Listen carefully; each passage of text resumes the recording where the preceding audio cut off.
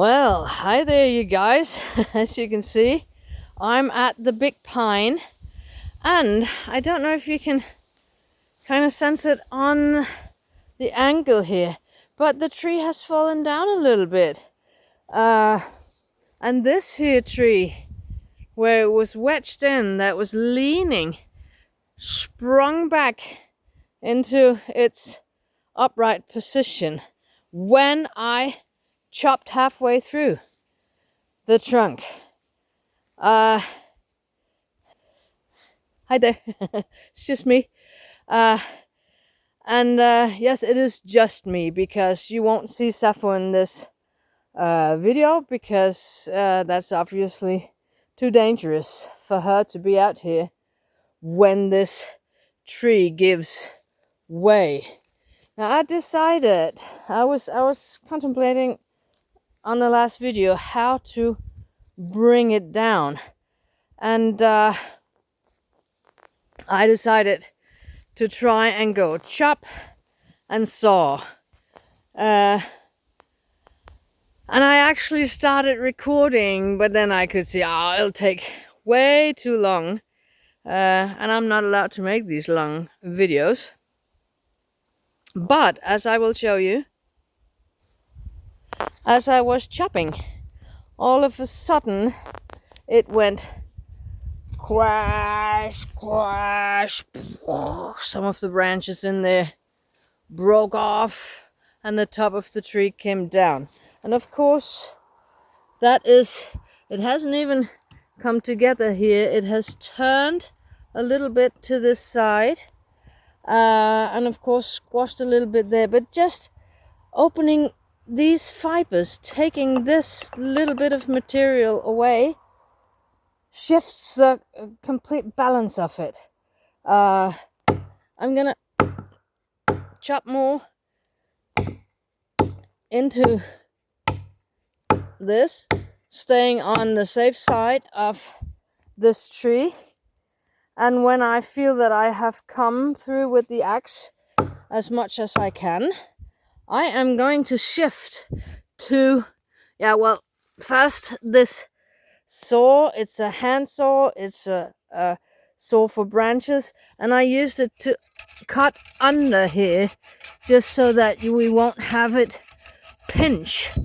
So that's just a little sissy saw, but it's kind of strong. It has good strong teeth, and it can take down a tree like this in no time.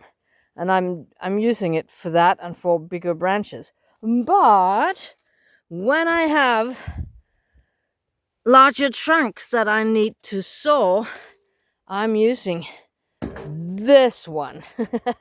This is a big lumber saw that was here at the house when I bought the house, and I thought I was never ever going to use that because it was way too big for me.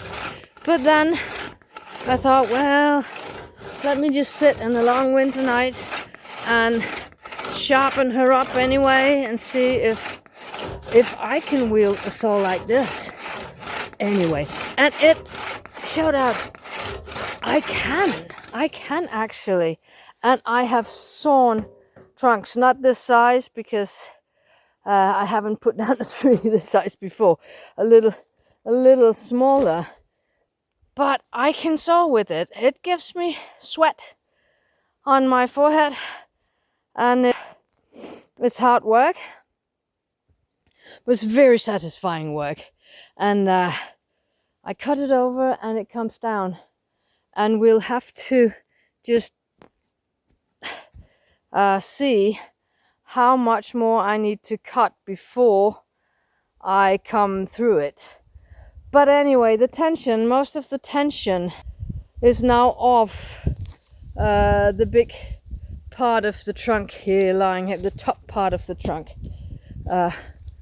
I, of course, can still not at all move it.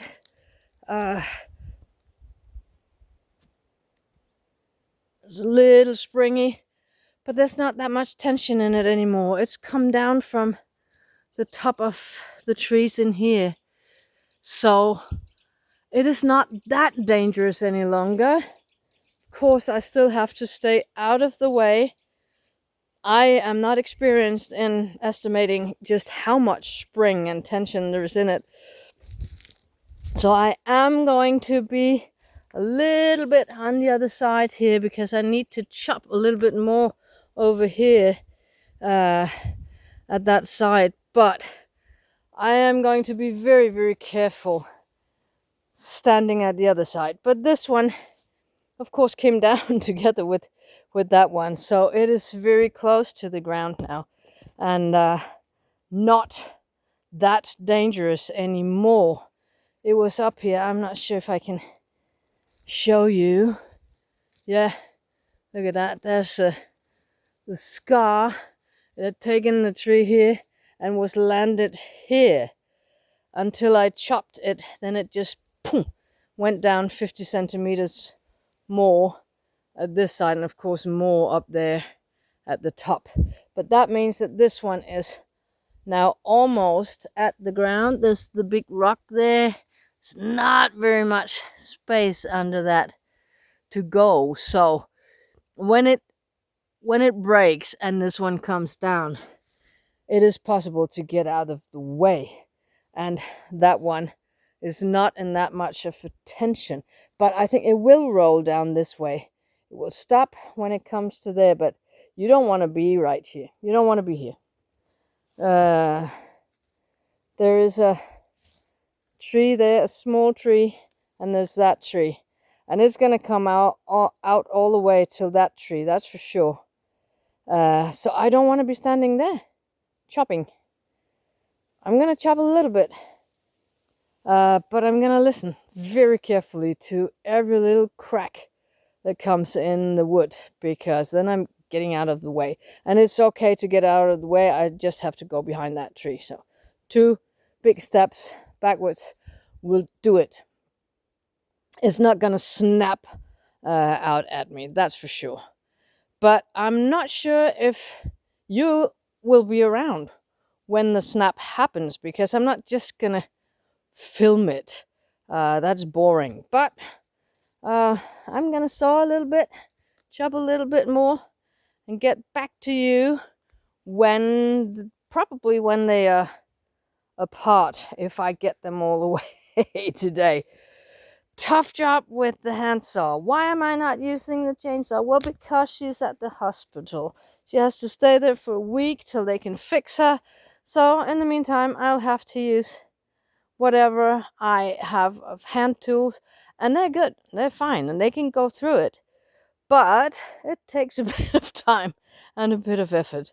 So I will finish this video now and get to work and get it done so that I can get back to the house and let Sappho out, because I tried to tie her up out here in the forest, and she hates that even more than she hates being locked in the house. She hates both. But just I brought her a line that she knows that she is tied up to around the house when there are horses or anything. Then I just tie her up. And just bringing the line out here stressed her out completely. She was rolling, making roly-polies and biting her tail and growling. And I thought, no. That's I'm not going to do that to her. Then it's better to just play with her for 10 minutes, 15 minutes, and then get her into the house. So she's in the house now, so I got to get back to work so I can come in and release her from her captivity. So I will see you on the next one, preferably with 2 trunks. We'll see if I have any success. Thank you for watching this one. I'll get back to you soon. Bye-bye.